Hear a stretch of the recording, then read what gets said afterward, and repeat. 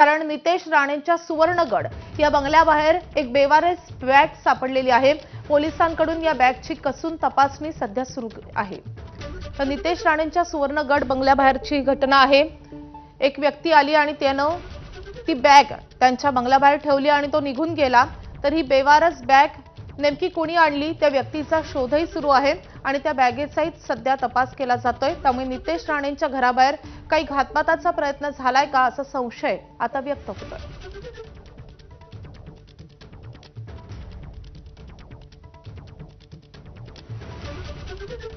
तर एका मंत्र्याच्या घराबाहेर अशा रीतीनं बेवारस बॅग सापडणं हे खरंच खूप गंभीर आहे आणि त्यामुळे पोलीस या घटनेचा सध्या कसून तपास करतायत।